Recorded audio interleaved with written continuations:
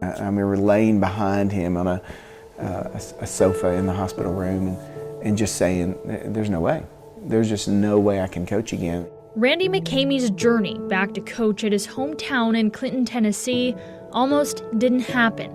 If it weren't for he and his wife Kara's faith, he may have walked away from the very sport associated with his son's death. If there was any possible way to lose a child and feel as though it was part of the plan, we certainly experienced that.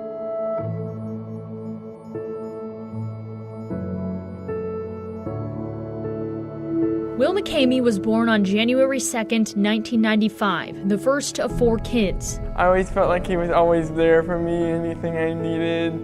He would talk about day-to-day things and whether it was talking about something that happened at school or any day necessities. He was always there. We would say kind of behind closed doors, it was just us. It's like, he just seems different. He always seemed kind of special.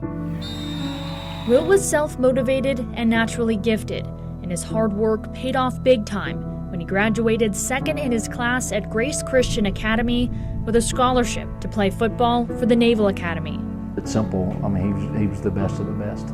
Just a great kid, exactly what you would think of when you think of a Service Academy football player. Super smart, wanted to be a doctor, good football player, but probably even more so just a great young man. While in high school, Will suffered a ripped blood vessel in his brain, but recovered and was cleared to return to football. During a Navy practice on March 22nd, 2014, without explanation, it happened again. Fire and Police Communications. Hi, we need an ambulance over at the football field beyond Rip Miller inside the gate. What's going on? What do we have going on? Head injury? Hustle up, he's losing consciousness. This time, he wouldn't survive. Within an hour and a half, the McCameys were in Annapolis by their son's side, leaning on the Academy community and their trust in a greater plan.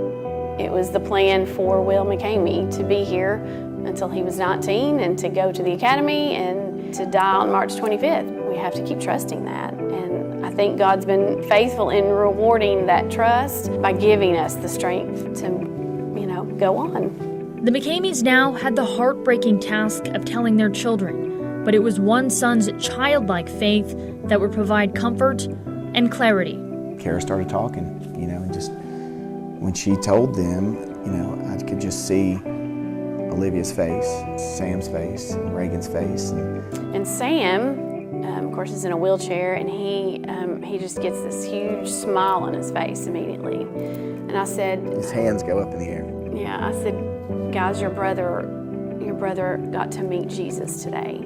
That's how I said it. And Sam just threw his hands up in the air and he says, he's with the Lord. And it was just this moment of, you're right, Sam. Yeah, he's with the Lord. We should all have a big smile on our face, because isn't that our ultimate goal at the end of the day? And from that was generated the Live Like Will.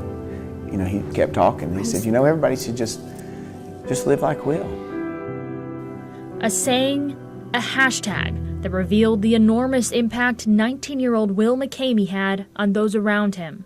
I don't know that I really realized until he went to the Naval Academy and when he passed away, how many people believed in him or just thought he was just a great person. And unfortunately for us, he was able to reach more people through death than through being here. I know that all of us were mourning the loss of Will McCamey. 2 busloads of classmates and teammates made the 8-hour trip to Knoxville to attend his funeral, as did Coach Ken. I understand your motto for this season is I will, in memory of him. Had a huge impact on me as well. Little simple thing is we've got a 10-month-old baby. His name is William, so I think that probably speaks volumes. When he told me he came to recruit this area and came to spring practice, I could tell something was on his mind or heart, and he just told me very quickly and got in his car and left. What he said was, though my wife's expecting, And if it's a boy, we're going to name him Will. And I just knew then it would be. Yeah. Will's story continues to live on, and because of his son, Randy continues to coach. I could just hear Will saying, "Dad, this is what you do. You didn't coach for me. It's your platform." I knew then I would coach. I didn't know how hard it would be, and it was very hard.